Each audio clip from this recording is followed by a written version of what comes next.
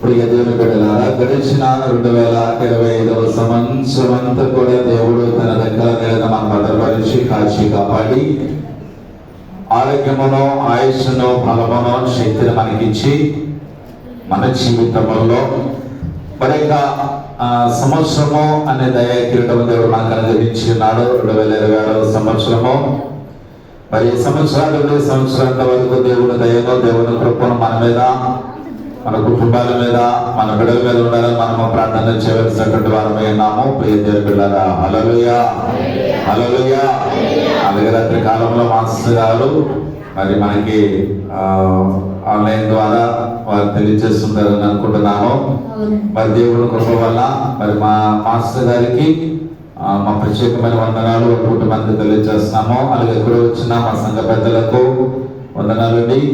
అలాగే సెలమైత్రి వారికి వందనాలు, పురుషులకు వందనాలు, ఎవరి బిడ్డలకి, చిన్న బిడ్డలకి మా దీవెనలు, మా ఆశీస్సులు తెలియజేసుకుంటూ ప్రియమైన పిల్లరా, కొన్ని మాటలు మనము ధ్యానం చేసుకుంటాము. ఎందుకంటే నూతన సంవత్సరము దేవుడు మరొక సంవత్సరం అనే దయ కిరీటం మనకి ఇచ్చాడు.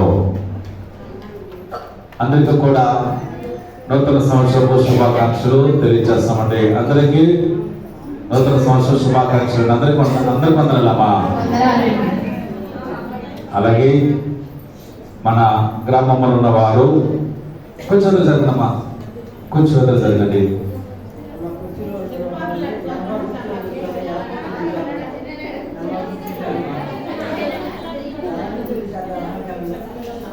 కూర్చున్నాం లేకపోతే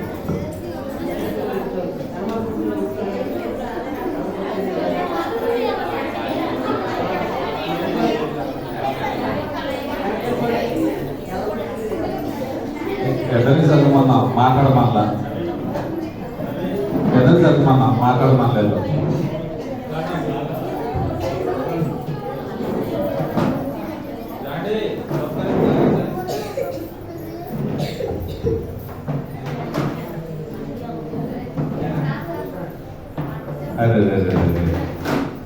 మన ఫ్యాన్ కింద మన సీట్లు రిజర్వేషన్ అయిపోయి మనకి స్తోత్రం. హల్లెలూయా, హల్లెలూయా. మన రక్షకుడును మన ప్రభువునకు యేసు ప్రభువు యొక్క శ్రేష్టమైన, ఉన్నతమైన, ఘనమైన, ప్రశస్తమైన నామమునకు కోట్లాది కోట్ల స్తుతులు, స్తోత్రములు కలుగును గాక. ప్రియ దేవుని బిడ్డలారా, గడిచిన 2025వ సంవత్సరం అంతా కూడా దేవుడు తన రెక్కల నీడను మనం భద్రపరిచి ఆరోగ్యమును, ఆయుష్నిచ్చి ఈ విధంగా 2025వ సంవత్సరం విధంగా దేవుని స్తుతించి కృపను దేవుడు మనకు అనుగ్రహించి ఉన్నాడు. ఈ 2025వ సంవత్సరంలో ఈ దినము చూడని వారు ఎంతో మంది మనకున్నారు. మన బంధువులు, మన స్నేహితులు, మన శ్రేయోభిలాషులు, మన గ్రామస్తులు, మన సంఘస్థులు. 2026వ సంవత్సరము చూడని వారు ఎంతో మంది ఉన్నప్పటికీ కూడా ఏ యోగ్యత లేని, ఏ అర్హత లేని దేవుడు నీకు, నాకు, మనకందరికీ యోగ్యతను, అర్హతను, భాగ్యతనిచ్చి ఈ 2026వ సంవత్సరంలో మరి దేవుడిని స్తుతించే కృపను దేవుడు మనకు అనుగ్రహించాడు. అందరూ బట్టి దేవాది దేవునికి వందనాలు. హల్లెలూయా, చెప్పండి హల్లెలూయా. ప్రియమైన మరి లేఖన భాగంలో కొన్ని మాటలు మనము ఈ దినాన్ని ధ్యానం చేసుకుందాము. ఎవరు మాట్లాడద్దు, ఇంకా ఎవరు కూడా మాట్లాడద్దండి. అలాగే గ్రామస్తులు చక్కటి మా సహోదరులకు కూడా వందనాలమ్మా, మీకు కూడా వందనాలు. దేవుడు మిమ్మల్ని కూడా బహుగా దీవించును కాక.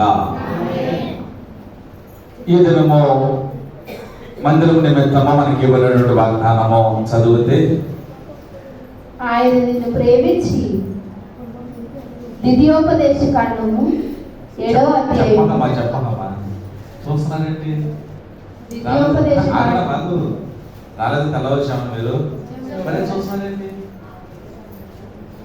మాస్టర్ గారు వాక్యం చెప్పారు కదా, వాగ్దానం ఇచ్చారు కదా సంఘానికి. ఆ సంఘం ఏ వాగ్దానం? ఆగమ్మా, నీకు అక్కడిపోయిపోయింది, నీకు తెలుసు, మిగతా తెలియద్దా? మరి చెప్పరే, చదువుతున్నట్టు మీరు అందరూ వెంట చదువుతున్నారు ఏంటని. ఐదు చెప్పకుండా చదివేస్తుంది ఏంటని చూస్తున్నారు మీరందరూ. ద్వితీయోపదేశ కాండము 7వ అధ్యాయము 11వ వచనము చదవండి. ఆయన మిమ్మల్ని ప్రేమించి ఆశీర్వదించి అభివృద్ధిని చేసి నీకిచ్చేదనని నీ పితరులతో ప్రమాణము చేసిన దేశములో నీ గర్భఫలమును నీ భూఫలమైన నీ సస్యమును నీ ద్రాక్షరసమును నీ నూనెను నీ పశువుల మందలను నీ గొర్రెల మేకల మందలను దీవించబడును. హల్లెలూయా, హల్లెలూయా. సమస్త జనము కంటే ఎక్కువగా నీవు ఆశీర్వదించబడుదువు అని వాక్యమును రాత్రి కాలంలో మాస్టర్ గారు ధ్యానం చేస్తారు. ఈ వాక్యమును కూడా నేను కూడా కొన్ని మాటలు తెలియజేస్తాను ప్రియ దేవుని బిడ్డలారా. ఎందుకంటే మాస్టర్ గారు దేవుడు పరిశుద్ధాత్మ దేవుడు వారికి ఇచ్చిన తలంపును బట్టి వారికి ఇచ్చిన ఆలోచన బట్టి వారు మాట్లాడుతుంటారు. దేవుడు నాకు ఇచ్చిన తలంపును బట్టి నా ఆలోచన బట్టి నేను మాట్లాడుతుంటాను. చూడండి, ఇక్కడ తెలియజేస్తున్న మాట ఏమిటంటే ఆయన నిన్ను ప్రేమించి, అమ్మా ఎవరండి? దేవుడే నిన్ను మనం మొట్టమొదటిగా ఆయనే మనం ప్రేమించాడండి. ప్రేమించి ఆశీర్వదించి అభివృద్ధి చేసి అని ఇక తెలియజేస్తూ మాట్లాడుతున్నటువంటి మాట ఏమిటంటే సమస్త జనము కంటే ఎక్కువగా నీవు ఆశీర్వదించబడుదువు అనే మాటల మీద మనం ధ్యానం చేసుకుందాము. హల్లెలూయా, హల్లెలూయా. అంటే ఆశీర్వదించబడము అని అంటే అమ్మా ఏనండి, ఆశీర్వదించబడడం అంటే డబ్బు ఎక్కువగా ఉండడము ఆశీర్వదించబడమా? ఏమో విలాసవంతమైనటువంటి బంగ్లాలో నివసించడము ఆశీర్వాదమా? ఏమిటి? లేకపోతే కారులో విలువైన కారులో తిరగడము ఆశీర్వాదం అంటారా? ఆశీర్వాదం అంటే ఏంటండి? ఆలోచించండి. ఎందుకంటే ఐశ్వర్యమును ఆశీర్వాదమును ఇచ్చేవాడు ఆయనే అని దావీదు మహాభక్తుడు తెలియజేస్తున్నాడు. అంటే మనకి ఏది ఇచ్చినా అది దేవుడు ఇచ్చింది, దేవుడి కృప వలననే. అయితే ఈరోజు మీకు నాకు తెలియజేసే వాక్యము ఆశీర్వాదము అనగా చూసినట్లయితే పేతురు రాసినటువంటి మొదటి పత్రిక 3వ అధ్యాయములో మనం చూసినట్లయితే పేతురు రాసినటువంటి మొదటి పత్రిక 3వ అధ్యాయము 9వ వచనము ఆశీర్వాదమునకు వారసులవుటకు నీవు పిలవబడితివి అని చాలా వివరా. ఇక్కడ తెలియజేసిన మాట ఏమిటంటే ఆశీర్వాదమునకు వారసులవుటకి దేవుడు నిన్ను నన్ను పిలిచెను. హల్లెలూయా, హల్లెలూయా. అంటే దేవుడు ఎందుకు మనల్ని పిలిచాడు అని అంటే ఆయన ధనవంతుడై ఉండి, అమ్మా ఆయన ధనవంతుడై ఉండి నీ కొరకు నా కొరకు దరిద్రుడిగా ఈ లోకానికి వచ్చాడు. ఎందుకంటే మనం ధనవంతులము కావాలని, లేకపోతే మనం ఆశీర్వాదాలు పొందుకోవాలని. అయితే ఇక్కడ వాక్యములో తెలియజేస్తున్న మాట ఏమిటంటే ఆశీర్వాదమునకు వారసులగుటకి దేవుడు నిన్ను నన్ను మనందరిని కూడా పిలిచాను. హల్లెలూయా, హల్లెలూయా.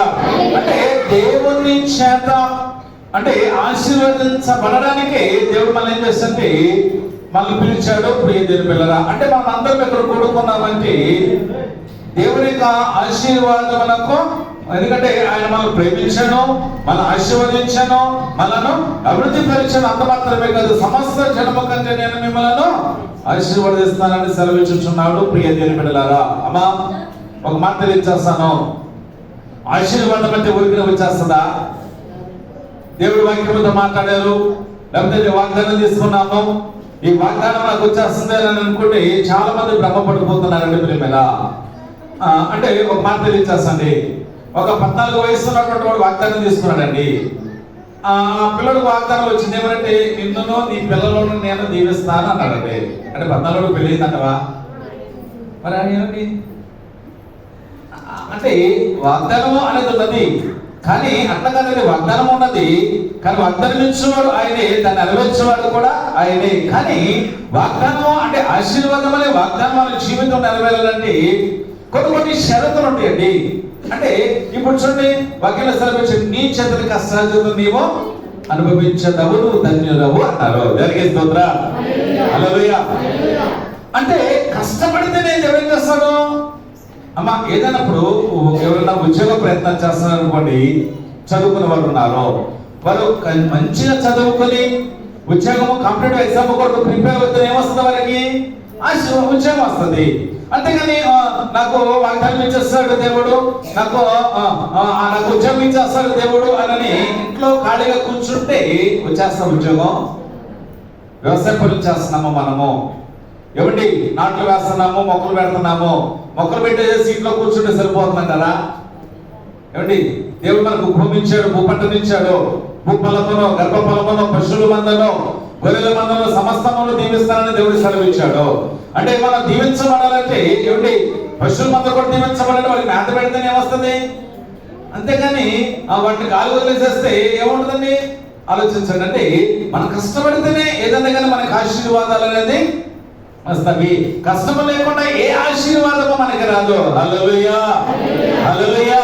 అయితే దేవుడు మనకి సెలవిచ్చుచున్న మాట ఏమిటంటే, నిన్ను ఆశీర్వాదములకు వారసుడు అవ్వడానికి దేవుడు నిన్ను నన్ను పిలిచాను. అంటే దేవుడు మనల్ని పిలిచాడు. దేవుడు కొరకు పిలిచాడంటే నీవు నేను దీవించబడాలి, నీవు నేను దేని స్థితిలో ఉండాలని ఆయన కోరుకోవట్లేదు. మనమందరము కూడా ఒక ఉన్నతమైన స్థితిలో ఉండాలని దేవుడు కోరుకుంటున్నాడు. ప్రియ దేవుడా, దేవుడు కోరుకున్నట్టుగా నీవు ఆశీర్వదించబడాలి అని అంటే మొదటిగా చూద్దాము.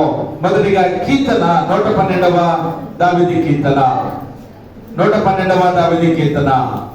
ఎవరు ముందు చదివితే వారే చదవండి, మధ్యలో డిస్టర్బ్ చేయమాకండి. వేరే వాళ్ళు చదివిందని మళ్ళా మీ దగ్గర మైక్ ఉంది కదని గట్టిగా చదవమాకండి. మైక్ ఉన్నా లేకపోయినా ఎవరు ముందు చదివితే వాళ్ళకి అవకాశం ఉంది. మీ దగ్గర మైక్ ఉంది కదని వాళ్ళ దాన్ని అడ్డపరచమాకండి. అర్థమైందా? 112వ దావీదు కీర్తన 2వ వచనము. వారి సంతతి వారు భూమి మీద బలవంతులగుదురు, యథార్థపు వంశపు వారు దీవించబడుదురు, కలిమియు సంపదయు వారి ఇంట నుండును. చదవండి కదా. మొదటిగా ఎవరు అంటే దేవుడు నిన్ను నన్ను ఆశీర్వాదములకు వారసు అవ్వడానికి పిలిచాడు దేవుడు. అంటే దేవుని యొక్క ఆశీర్వాదాలు మనం పొందుకోవాలి అంటే మొదటిగా తెలియజేస్తున్న మాట ఏమిటంటే, యథార్థపు వంశపు వారు దీవించబడతారు. ఎవరండి చెప్పడం? ఎవరండి? అబద్ధమాడే వారు దీవించబడతారా? మోసాలు చేసే వారు దీవించబడతారా? ఏమండి అన్యాయాలు అక్రమాలు చేసే వారు దీవించబడతారా అని ఉన్నది ఇక్కడ. ఎవరండి? యథార్థపు వంశపు వారు దీవించబడతారు. హల్లెలూయా. యథార్థత అంటే అవునంటే అవును, కాదంటే కాదు. అంతేగాని కొంతమంది చిన్న చిన్న విషయాల్లో అబద్ధం ఆడేవారు కొంతమంది ఉన్నారు, లేదంటారా? కొన్ని చిన్న విషయాల్లోనే ఏమంతలే చిన్న విషయమే కదా అని అబద్ధం ఆడేవారు ఉంటారు. కానీ ఇక్కడ ఎవరు తెలుసా? యథార్థపు వంశపు వారు దీవించబడతారు. హల్లెలూయా. యథార్థత వారికి, యథార్థవంతులకు యథార్థత ముందుండి ఏం చూపిస్తుంది? మార్గాన్ని చూపిస్తూ ఉంటది. కనుక ప్రియమైన మనం యథార్థమైనటువంటి జీవితమును కలిగి ఉండాలి. అవునంటే అవుననాలి, కాదంటే కాదు. ఏదో తప్పించుకోవడానికి లేకపోతే ఏదో అంటే అప్పటికే మనం కాలం గడిపేసుకోవడానికి చాలా మంది అబద్ధం ఆడుతున్నారు. అందుకే దేవుడు అన్నాడు, అబద్ధమాడు పెద్దలు యెహోవాకు హేయములు. ఎవరండి? అబద్ధము పలికేవారు. నిత్యము పలుకువారే యథార్థవంతులే ఆయనకు ఇష్టలు. జరిగే స్తోత్ర హల్లెలూయా, హల్లెలూయా. కనుక మనం నిత్యమే పలకాలి. ఇంకొక మాట రండి, యథార్థపు వంశపు వారు దీవిస్తారు. ఎవరంటే? కలిమి సంపద వాటి ఎంత నుండును. అమ్మా ఏదండి? కలిమి. కలిమి ఏంటండి? కలిమి ఏంటండి? కలిసి వచ్చే విధానం. సంపద అంటే భూఫలము, గర్భఫలము, పశువుల మంద, మన కష్టార్జితము, ఇదంతా కూడా అంటే మనకి భూలోకంలో వచ్చే సంపద అంతా కూడా అంటే మన భూమి కష్టపడితే వచ్చే సంపద, ఇదంతా కూడా మన సంపద. మన కష్టార్జితమే కానీ, మన పశువుల మందే కానీ, మళ్ళీ మన రకాల కష్టం, ఇదంతా కూడా సంపదతో సమానము. కలిసి వచ్చే విధానము. అమ్మ కలిసి అంటే కొంతమంది అంటారు నాకు ఫలానాడు పుట్టాడు నాకేమొచ్చింది, నిజమంటారా? లేకపోతే నా కోడలు వచ్చింది, నా కొడుకు పుట్టాడు సగం పోయింది, నా కోడలు వచ్చింది సగం పోయింది, మనవడు పుట్టాడు ఉన్నదంతా పోయింది అదంటారా? కొంతమంది అంటారు నా కోడలు ఏమంటో పెట్టింది, నా కోడలు వచ్చింది నాకు ఉందంటారు, పోయిందంటారా? పోయింది అంటారు, కోడలు వచ్చింది. అదే కూతురు వెళ్తే ఏమంటారు చెప్పండి? కూతురు వెళ్తే నా కూతురు పోయింది, పోత నా కూతురు అని పెట్టుకుని పోయింది అంటారు కొంతమంది. ఎవరంటారా? అంటే కూతురు ఒకలాగా చెప్పండి, కోడలు ఒకలాగా చూస్తారు. కొంతమంది అయితే మంచి అత్తలైతే ఏం చేస్తుంది, అమ్మో నా కోడలు వచ్చింది, నాకు ఆశీర్వదించబడ్డాను, దీవించబడ్డాను, అవన్నీ నిజమంటారా? లేదా నా పలానాడు పుట్టాడు నాకు దీవించబడి, నేను అప్పటి వరకు ఏమన్నా నా కొడుకు పలానాడు పుట్టిన తర్వాత లేకపోతే పలానా మనవడు పుట్టిన తర్వాత నాకు కలిసి వచ్చింది అంటారా? చెప్పండి, తప్పండి అది. అంటే నీకు కలిసి వచ్చిందంటే లేకపోతే నువ్వు దీవించబడ్డావంటే కారణం ఏంటి తెలుసా? నువ్వు యథార్థతగా ఉంటేనే దేవుడు నిన్ను దీవిస్తాడు. దానికి స్తోత్రం. అందుకని యెహోవాయందు భయభక్తులు కలిగేవాడు, ఆయన ఆజ్ఞల బట్టి అధికముగా ఆనందించువాడు ధన్యుడు అని తెలియచేస్తూ కలిమి సంపద అని అంట ఎవరంటే యెహోవాయందు భయభక్తులు కలిగిన వాడు. హల్లెలూయా, హల్లెలూయా. అంటే ఎవరైతే దేవుని యందు భయభక్తులు కలిగి ఉంటారో వారి కుటుంబాలు మాత్రమే దీవించబడతాయి, వారి కలిసి వస్తుంది. వారి సంపద ఎక్కడ అడుగు పెట్టినా కానీ, మూడు మారిన ప్రాంతానికి వెళ్ళినా కానీ, అమ్మా ఎటువంటి నీరు లేక పంట దాక దిగాలుతో ఉన్నటువంటి సందర్భంలో కూడా దేవుడు ఏం చేస్తాడో తెలుసా? ఆ సమస్తమున సంపద అంతా కూడా దీవిస్తానని దేవుడు సెలవిచ్చాడు. హల్లెలూయా, హల్లెలూయా. కనుక యథార్థంగా మనం ఉండాలండి. చూద్దాము, దావీదు మహాభక్తుడు తెలియజేస్తున్నాడు. దినవృత్తాంతాల్లో మొదటి గ్రంథము 29వ అధ్యాయము 17వ వచనము.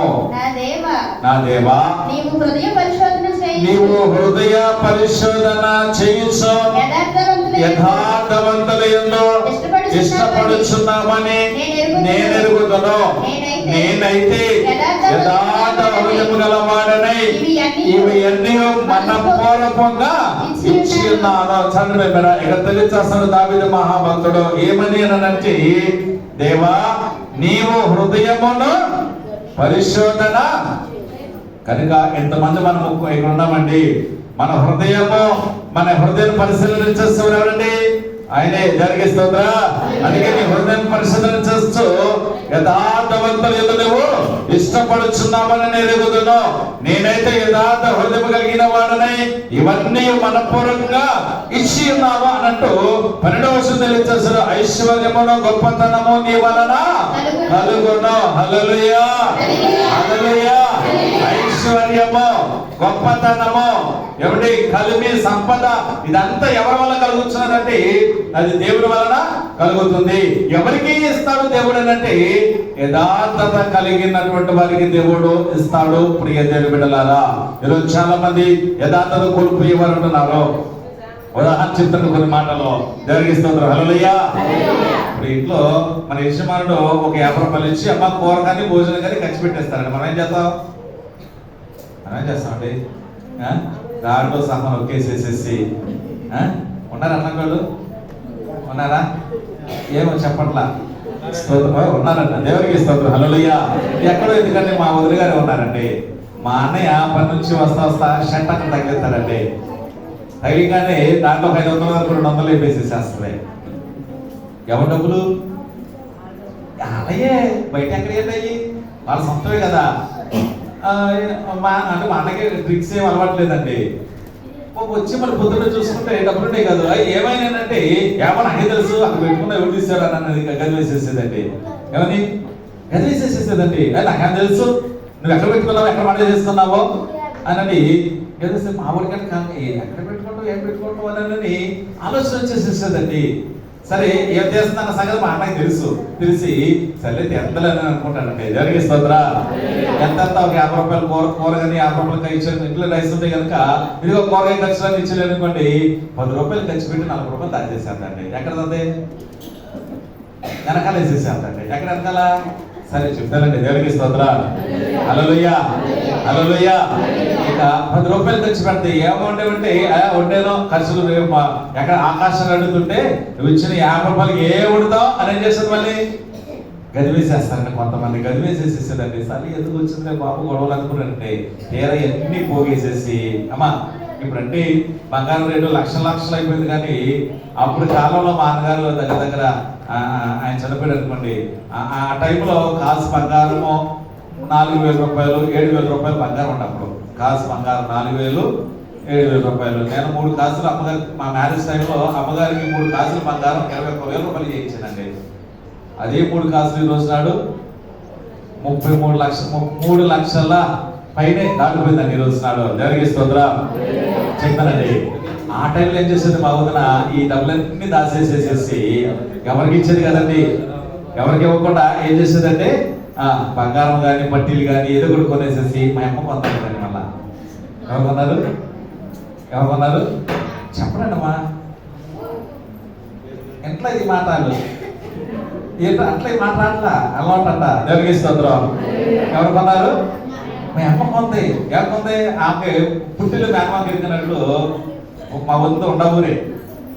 బయట ఊరైతే ఏమో అనుకున్నాడు, కానీ మా వంతేమో ఉండవూరే కనుక ఆ సంగతి ఎవరు తెలుసు చెప్పండి, మా తెలియదు అంటారా? స్తోత్రం, హల్లెలూయా. ఇప్పుడు ఉండవూరు సంగతి ఇప్పుడు ఆమె ఒక్కతే కూతురు కాదు, మాలాగా ఒక్కతే, మా అమ్మగారిలాగా ఒక్కతే కూతురు అయితే నిత్యం వస్తానే ఉంటాయి. అలాగే 5 కూతురులు. ఏమంటే ఎవరికంటే అందరు పెట్టుకుని ఒక్కదానికి పెడుతున్నారా? ఆలోచించండి. మా అమ్మ కొందని తీసుకొచ్చి పెట్టేదండి. మా అనుకున్నాను సర్లే మాకు తెలీదా ఏంటి సంగతి? దేవునికి స్తోత్రం, హల్లెలూయా.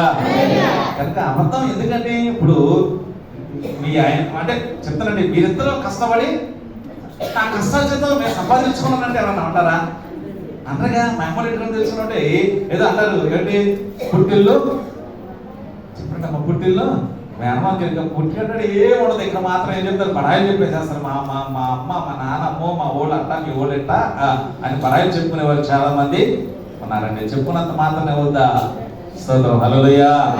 కనుక అవసరం లేదండి, ఇది నా కష్టార్జితము. మా ఆయన మేమిద్దరం కష్టపడి సంపాదించుకున్నామంటే ఎవరైనా ఏమైనా అంటారా? ఎవరు కాదనండి. దేవునికి స్తోత్రం, హల్లెలూయా. అంతేగాని అక్కడి నుంచి తెచ్చుకున్నా, అక్కడి నుంచి వచ్చండి అప్పటికి కూడా నీకే ఇస్తున్నారా? ఏమండి వాళ్ళకి ఏమైనా ఉందంటే వాళ్ళకి ఏమి లేదు, ఏమి లేదు అక్కడే. నాకు అర్థం కాదు, అర్థమయ్యేది కదండి మాకు. సర్లే ఈ బడాయి మాట చెప్తుంది అనుకున్నాను మేము. చెప్తానండి చూడండి, ఒక చిన్న మాటలో కూడా యథార్థతను కోల్పోయేవారు ఉన్నారు. కానీ ఇక్కడ చూడండి, మన హృదయాన్ని పరిశీలన చేసేవాడైనా. దేవునికి స్తోత్రం, హల్లెలూయా. కనుక మనుషులు చూడడం ఎవరు చూస్తారండి? దేవుడు చూస్తున్నాడు. దేవునికి స్తోత్రం. నీ యథార్థత ఏంటో, ఏమిటి మన నడవడిక ఏమిటో, మన ఆలోచన ఏంటో అన్ని కూడా ఎవరు చూస్తారంటే దేవుడే చూస్తున్నాడు. కనుక అది మనం పరిశీలన చేసుకుని యథార్థ హృదయం కలిగిన వారమై ఉండాలి. హల్లెలూయా. యోబు కూడా అన్నాడండి, తన భార్య వచ్చింది యోబుని ఏమని, నువ్వు ఇంకా యథార్థతని విడిచి నీవు అంటే నువ్వు ఇంకా మరణం కాలేదా, దేవుడు దోషించి మరణము కమ్ము అన్నదండి. దేవునికి స్తోత్రం. కానీ ఏమన్నాడండి, మూర్ఖురాలాగా చూడండి, తనకు అన్ని బాధలు కలిగినప్పటికీ కూడా, ఏమిటి అన్ని శ్రమలు కలిగినప్పటికీ కూడా ఏం చేస్తుంది, తన యథార్థతను ఇవ్వలేదు. కనుక ఎన్ని తినండి అంటే యోబు శ్రమలు అనుభవించింది 6 నెలలు. ఈ 6 నెలల శ్రమలు తిరిగిన తర్వాత ఎన్ని పోగొట్టుకున్నాడో అన్ని రెట్టింపు ఆశీర్వాదాలు పొందుకున్నాడు. హల్లెలూయా. చూడండి, యోబు గ్రంథంలో మొదటి అధ్యాయంలో మనం చూసినట్లయితే యథార్థవంతుడును, దేవుని యందు భయభక్తులు కలిగిన వాడును, నిందారహితుడును 8వ వచనము. అందుకు యెహోవా, నీవు నా సేవకుడైన యోబు సంగతి ఆలోచించితివా? అతడు యథార్థవంతుడును, న్యాయవంతుడునై దేవుని యందు భయభక్తులు కలిగి చెడుతనమును విసర్జించిన వాడు. హల్లెలూయా. చెప్పండి, హల్లెలూయా. ఎవరైనా యథార్థవంతుడు, న్యాయవంతుడు, దేవుని యందు భయభక్తులు కలిగిన వాడు. కనుకనే ప్రియ దేవుని బిడ్డలారా, ఇది జీవితంలో మనం ఆలోచన చేసుకున్నట్లయితే ఇక 42వ అధ్యాయం వచ్చేసరికి మనం చెప్పుకుంటానండి, ఆయన శ్రమ దినాలు తీరిన తర్వాత ఎన్ని పొందుకున్నాడండి? రెట్టింపు ఆశీర్వాదాలు పొందుకున్నాడు. హల్లెలూయా. ప్రియమైన మనము యథార్థతను విడిచిపెట్టే వారముగా మనం ఉండకూడదు. యెషయా గ్రంథము 38వ అధ్యాయములో ఇక్కడ హిజ్కియా కూడా దేవుని శోధిస్తున్నాడండి. 38వ అధ్యాయం 3వ వచనము, యెహోవా యథార్థ హృదయుడై సత్యముతో నీ సన్నిధిని నడుచుకుంటున్నావు, నీ దృష్టికి అనుకూలముగా సమస్తమును జరిగించుతున్న కృపతో జ్ఞాపకం చేసుకున్నామని కన్నీరు విడుచుచు ప్రార్థన చేస్తాడు హిజ్కియా. హల్లెలూయా. చెప్పండి హల్లెలూయా. హిజ్కియా దేవుణ్ణి శోధిస్తున్నాడండి. అందుకనండి మీరు నాకు ఇచ్చిన శోధించండి అన్నాడు. అప్పుడు ఈ హిజ్కియా దేవుని శోధిస్తాడు. ఏమని? అయ్యా అంటే మరణకరమైన వ్యాధి వచ్చింది ఆయనకి. ఈ మరణకరమైన వ్యాధి వచ్చినప్పుడు అడుగుతున్నాడు, అయ్యా నీ సన్నిధిలో నేను ఏ విధంగా ఉన్నానో దయతో ఉన్నాను జ్ఞాపకం చేసుకున్నాడు. హల్లెలూయా. యథార్థవంతుడనై సత్యవంతుడనై నీ సన్నిధిలో నేను నడుచుకుంటున్నా దయతో ఉన్నాను జ్ఞాపకము చేసుకోమనగానే ప్రేమగా ఆ హిజ్కియాని జ్ఞాపకం చేసుకున్నాడు దేవుడు. చేసుకుని అతనికి మరణకరమైన వ్యాధి నుండి పొందుకున్నాడు, స్వస్థత పొందుకున్నాడు. హల్లెలూయా. హల్లెలూయా. కనుక ప్రేమగా యథార్థమైనటువంటి జీవితమును మనము జీవించాలి. యోబు కానీ లేకపోతే దావీదు కానీ ప్రేమగా అలాగే మా హిజ్కియా కానీ వీళ్ళందరూ కూడా యథార్థమైనటువంటి జీవితం జీవించారు కనుకని దీవులు పొందుకున్నారు. అలాగే రాహేల్ అండి. జరిగే స్తోత్ర. ఎవరండి? రాహేల్ ఎవరో? యాకోబు భార్య. యాకోబు భార్య, రెండో భార్య. సరే భార్య. ఈమె ఎవరి దేవత విగ్రహాన్ని దొంగిలించింది? తండ్రి దేవతా విగ్రహాన్ని దొంగిలించేసింది. ఎవరు? రాహేలు. దేవత విగ్రహాన్ని దొంగిలించేసిన తర్వాత లాభాలు వచ్చి అంటే తండ్రి వచ్చి అడుగుతున్నాడు యాకోబుతో. ఎందుకంటే యాకోబు తన మార్పిడి తీసుకుని వచ్చేస్తున్నాడండి. ఈ లాభాలు అడుగుతున్నాడు యాకోబుతో, నువ్వు వచ్చేవాడు వచ్చేసొచ్చు కదా, నా దేవత విగ్రహాన్ని ఎందుకు దొంగిలించావు అని అంటే యాకోబు అన్నాడు, నేను దొంగలించలేదు, నువ్వు నన్ను ఎందుకు తరుముచున్నావు అని. ఆ సంభాషణ అంతా తెలిసినటువంటి విషయమే. అటువంటి టైంలో ప్రేమగా యాకోబు అన్న ఒక మాట అన్నాడు, ఎవరి దగ్గర ఆ వస్తువు దొరుకుతుందో ఏమవుతారండి? మరణమునకు పాత్రులు అన్నాడు యాకోబు. హల్లెలూయా. అది రాహేలు దగ్గర ఉన్న సంగతి యాకోబుకి తెలియదు. అంటే ఎవరు తీసుకురాలేదు అనుకున్నారు, కానీ నిన్నమడానికి వచ్చారు అనుకున్నారు. తీరా చూస్తే సరే లాభం వచ్చాడు, భార్యలను దాస్యులను పిల్లలందరూ అడిగినప్పుడు మాకు తెలియదు అన్నారు. రాహేలు ఏం చేస్తుంది? అప్పుడైనా కానీ నాన్న నాకు కావాల్సింది తెచ్చుకున్నానంటే ఏమయ్యేదో అవునే కదా కదా, నాన్న నేను తెచ్చుకున్నాను కావాలి, నాకు కావాలి, నాకు అవసరమైంది, నాకు కావుతానని అడిగితే ఏ కూతురు అడిగింది తండ్రి కాదంటాడా? చెప్పండి. మనం వెళ్ళి మన పుట్టింటికి వెళ్తామంటే నాకు ఇది కావాలంటే ఏం చేస్తారు? ఆ చెల్లి వస్తుంది, ఆ చిన్న చెల్లి వస్తుంది. అంటే నాకు అక్కలు నలుగురు అక్కలో చెల్లి, అక్కడ ఎవరికి మా అమ్మ కానీ మా చెల్లి వచ్చి అమ్మ నాకు ఇది కావాలన్నా కానీ అయినది కూడా తీసుకొచ్చి దులిపి కడిగి మరి పార్సల్ చేసి పంపిస్తుంది. ఎవరికి? మాకు ఉండి పంపలేతారనుకోండి, మాకు స్తోత్రం. హల్లెలూయా. మాకు మీకు తక్కువ కానీ మాకు ఎక్కువ ఉంది పాపం. వాస్తవం చెప్పాలంటే సంక్రాంతి పండుగకి వచ్చేసరికి మీకు తక్కువ ఎక్కువనే ఉంటే మాకు అయితే క్యాన్లు చేస్తాను మాకు. సరే మా అమ్మ ఏది తిన్నదో ఏంటని మా అమ్మకు కొన్ని తీసుకెళ్ళి శుభ్రంగా మూట కట్టేసి దాసి వచ్చింది. వెళ్ళే ముందు అమ్మ తినలేదంటే మా చెల్లి వస్తుంది, అయ్యా చెల్లికి దాచి పెట్టాను. ఎవరికంట? చెల్లికి దాచి పెట్టిందంట. దేవునికి స్తోత్రం. సరే హల్లెలూయా. ఏ కూతురు అడిగితే ఎవరిని కాదంటారా? సరే లాభాలు అడిగినప్పుడు రాహేలు నా తండ్రి నాకు కావాలి తీసుకున్నానంటే ఏమో కానీ ఉంది చూడండి, అబద్ధమాడింది. అక్కడ ఏమైనా అబద్ధపడింది? నేను కడగా ఉన్నాను, దానికి ఎందుకు కూర్చుని నేను కడగా ఉన్నాను, నా దగ్గరకు రాబోతాను కదండి. దేవునికి స్తోత్రం. ఏమైందండి? రాహేలు ఏమైందండి? ప్రయాణము ముగింపు రాకముందే, ఆమె ప్రయాణము ఆ గమ్యస్థానము చేరకముందే మధ్యలోనే ఆమె ఏమైందండి? మరణం పొందుకుంది. ఏమిటి సంపాదించుకుంది? ఆమె దీవించబడిందా? చెప్పండి. కనుక మనం అవసరం లేదండి మనకి. దేవునికి స్తోత్రం. హల్లెలూయా. మాత్రం గెహాజీ ఉన్నాడండి. గెహాజీ గురించి చెప్పుకుందాం మనము. ఎలీషా వచ్చాడు, నయమాన్ వచ్చాడు, కుష్ఠరోగం పోయింది. ఎవరికి? నయమానికి. ఎలీషా అన్నాడు, బంగారం ఇస్తుంటే నాకు వద్దు, నేను ఏ దేవుడు స్వస్థత పరిచాడో ఆయన గురించి ప్రకటన చేయబట్టి నయమని వెళ్ళిపోతానండి. ఈ గెహాజీ ఆ ధనము ఆశ కొరకు పరుగు వెళ్ళి ఆయన దగ్గరికి వెళ్ళి డబ్బులు తీసుకుని వచ్చేసి ఎవరికి తెలియకుండా తన ఇంట్లో పెట్టుకుని ఏం ఎరగనట్టు ఎక్కడికి వచ్చేసాడండి, ఎలీషా దగ్గర నిలబడ్డాడు. ఇప్పుడు అన్నాడు దేవుడు, ఎలీషా అన్నాడు గెహాజీ ఎక్కడికి వెళ్ళావు అంటే ఏమన్నాడు, అయ్యా నేను వెళ్ళానంటే ఏమైంది, పరిస్థితి ఎట్లా ఉండేదో. ఏమన్నాడైనా దాన్ని ఆ అబద్ధాన్ని కప్పు పెట్టడానికి మళ్ళీ ఏమన్నాడు, నేను ఎక్కడికి వెళ్ళానయ్యా అంటున్నాడు. ఎంత ఫ్రెష్ పీస్ పెట్టేసేసి స్తోత్రం హల్లెలూయా. ఏమి తెలియనట్టుగా అమ్మాయి ఏంటిదండి, ఏమి తెలియనట్టు ఫ్రెష్గా ప్రేస్ పెట్టేస్తానండి కొంతమంది. దేవునికి స్తోత్రం. చెప్పాలి మీకు నేను ఒక మాట, మరి మీరు బైపాస్ ఎక్కినప్పుడన్నా మన చంద్రుడు బైపాస్ వెళ్ళారా, ఎంతంటే చంద్రుడు బైపాస్ విజయవాడ వెళ్ళారా, ఈ లెఫ్ట్ తమిళ పక్కనే ఇల్లు బిల్డింగ్లు కనపడుతున్నాయి మీకు ఎవరన్నా అంటే అక్కడ బిల్డింగ్ ఉంటాయండి. అక్కడ అమ్మగారు అన్నయ్య ఒక ఇల్లు కొనుక్కున్నాడండి. దేవునికి స్తోత్రం. ఇల్లు కొనుక్కున్నాడు. అమ్మగారు వదిన చాలా దయగలిగింది అంటే ఎవరిని వచ్చేదని అడిగారు అనుకోండి, కాదనకుండా మంచి మనసుతో ఇస్తుందండి. అది పేరు కొరకు ఇస్తుందో మంచి మనసుతో ఇస్తుంది, ఏది ఇచ్చినా కానీ. దేవునికి స్తోత్రం హల్లెలూయా. అక్కడ పనిచేసేవాళ్ళు కొంతమంది అది అలసిగా చూసుకుని మొన్న 24వ తారీఖున మా బావగారు అంటే చెల్లై వీళ్ళిద్దరు కలిసి ఏం చేస్తారంటే ఇంటికి తాళం వేసి పుట్టింటికి వెళ్ళారు. అంటే వాళ్ళింటికి వెళ్ళి విజయవాడ వెళ్ళారండి. మా బావగారు ఉద్యోగం చేస్తాడు ఏపీఎం అంటే డోక్రా గ్రూప్ లో ఏపీఎంగా చేస్తాడు. తెలుసు, డోక్రాలో తెలుసా ఆయన అంటే లేదు మన అప్పుడప్పుడు చెక్కింగ్ వస్తూ ఉంటారండి. ఎక్కువ కదివేగి ఉండ్ర జ్వరము ఆ ఏరియాకి వచ్చేసారండి. ఇప్పుడు కదివేగిలో చేస్తున్నాడు. అయితే మన డ్యూటీ ఉన్న ఉద్దేశంతో 25వ తారీఖు నైట్ ఇంటికి వచ్చేసరికి తలుపులు మొత్తం పగలగొట్టేసేసి ఏమండి తలుపు మొత్తం పగలగొట్టేసారు, బీరువా మొత్తం పగలగొట్టేసేసారు. బీరువాలో బట్టలు అన్ని కూడా తీసి కింద పడేసేసారు. తర్వాత వీళ్ళు వంటింట్లోకి వెళ్ళి పప్పు బాక్సులు ఉంటాయి కదా, దాసుంటాం కదా మనం, అన్నం దాసుకుంటారు కదా, ఆ పప్పు బాక్సులు మొత్తం చల్ల చెల్లు మొత్తం అంతా కూడా పడేసేసేసారండి. బాబు చూసేసరికి ఆ సాక్ష్యం ఏంటిది, అయ్యమ్మా బాబాయ్ చాందీలు కాదు కనుక చిన్ని బంగారం వచ్చి మొత్తం తీసుకెళ్ళిపోయిందండి. దేవుడు కొరకు దేవుడికి స్తోత్రం హల్లెలూయా.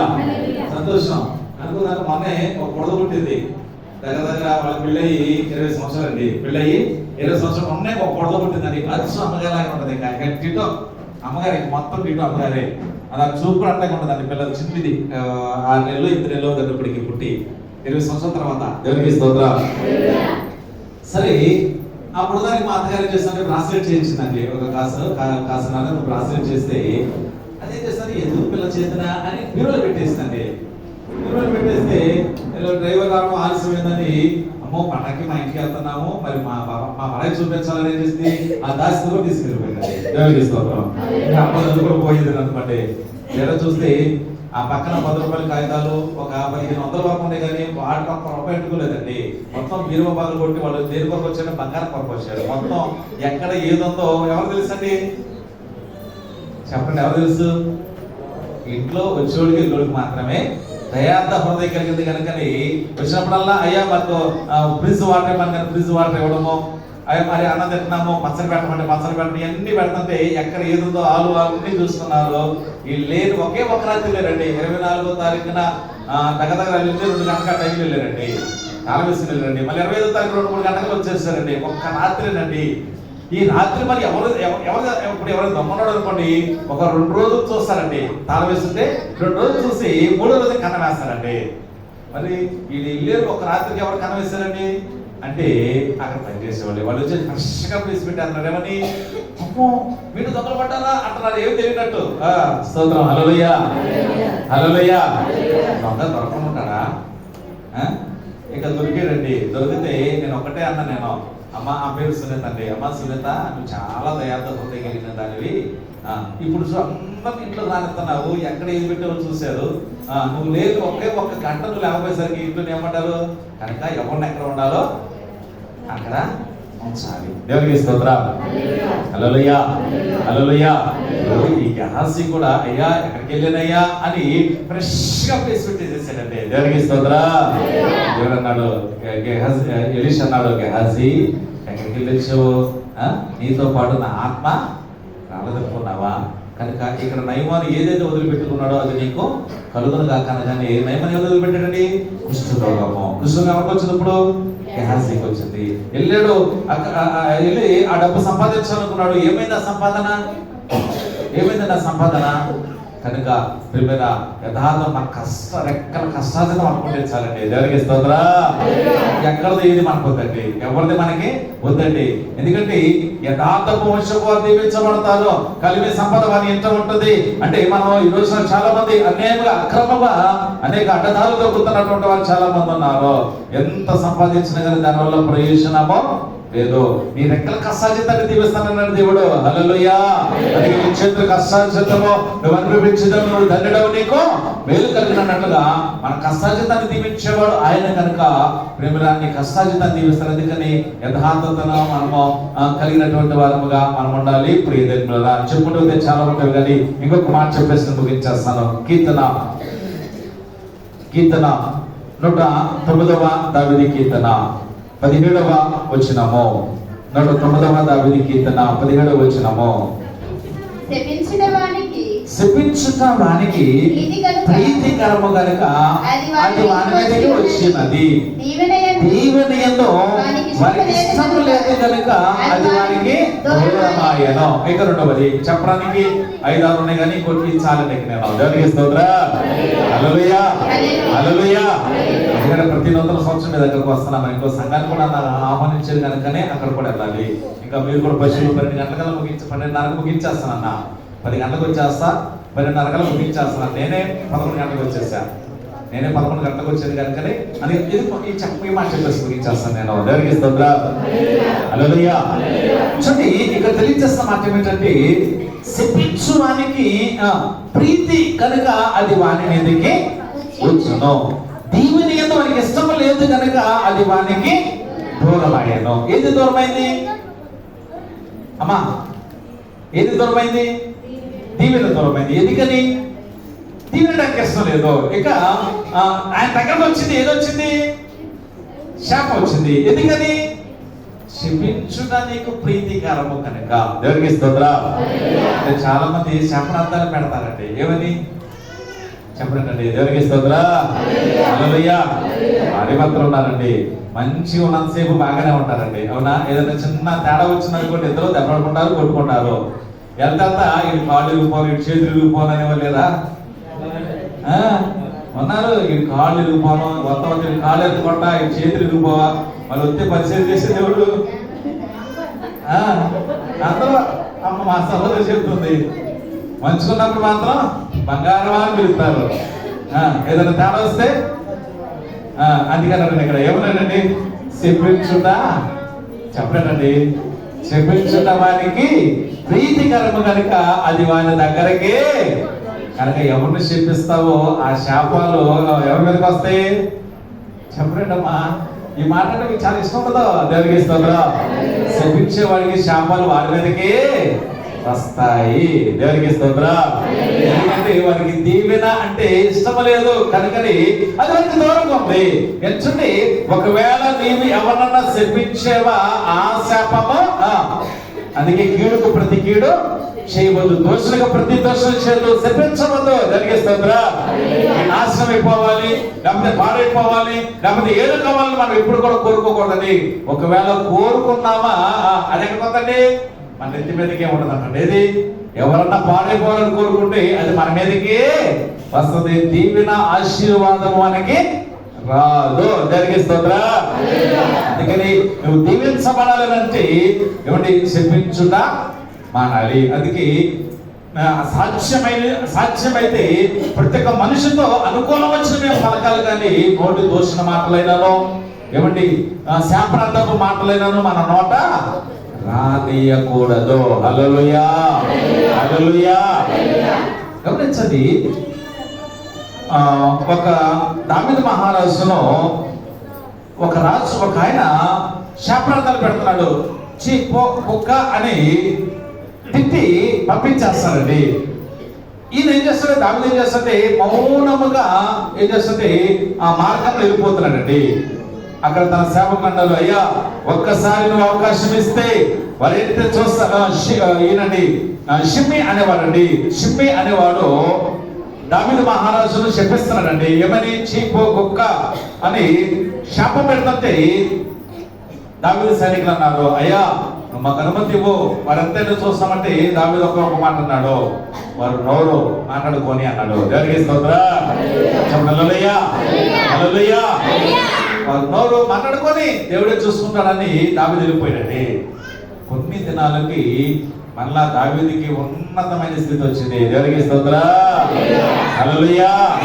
ఇప్పుడు ఈ షిమ్మి అనేవాడు ఎక్కడికి వచ్చాడండి? దావీదు దగ్గరకు వచ్చి బతుకులాడుతున్నాడు, నన్ను క్షమించు అన్నాడండి. మరి షిమ్మి పరిస్థితి ఏమైంది ఆలోచించాలి. అందుకని మనం ఎందుకంటే ప్రతిదానికి సమయం అనేది ఉన్నది కనుక మనం ఒక్క అనవసరం పర్లేదండి, ప్రతిదానికి సమయం ఉంది మనకి. దేవునికి స్తోత్రం. హల్లెలూయా. కనుక ఎవరిని క్షమించొద్దండి. మనము సాధ్యమైన అయితే నీ శక్యమైతే ప్రతి ఒక్క మనుషులతో సమాధానం ఉండు, లేకపోతే కొంచెం దూరం ఉండు. అంతేకాని నీ నోట బూతులైనను సరసోక్తులైనను శాపనార్థపు మాటలు మన నోట రానికూడదు. అది దేవునికి ఇష్టమైనటువంటిది కాదు. దేవునికి స్తోత్రం. హల్లెలూయా. కనుక నువ్వు దీవించబడాలంటే యథార్థమైనటువంటి జీవితం కలిగి ఉండాలి. నువ్వు దీవించబడాలంటే శపించటం మాని నువ్వు దీవిస్తే ఆ దీవెనలు నీ వద్దకు వస్తాయి. అందుకే దేవుడు అన్నాడు అబ్రహాముతో, ఎవరు దీవించబడతాం వారు దీవించబడతారు అన్నాడు. దేవునికి స్తోత్రం. ఎంతవరకు అబ్రహాము దీవించాడు తప్పనిచ్చి శాపనార్థాలు పెట్టలా. ఇస్సాకు కూడా నండి ఈ గెరారు ప్రాంతంలో జీవిస్తున్నటువంటి సమయంలో అక్కడ బహుగా దీవించబడ్డాడండి. ఇస్సాకు పొరుగు నుంచి వచ్చాడు, బహుగా దీవించబడ్డాడు. ఆ దీవించబడడం అక్కడ ఉన్నటువంటి వాళ్ళు చూసి వార్చలేక ఈయన చెప్పించి పంపించేస్తారండి. ఆ నీతి మంత్రి వెళ్ళిపోవడం ద్వారా మళ్ళా ఏమైందంటే ఆ గెరారు అనే ప్రాంతం మూడు పడిపోయిందండి.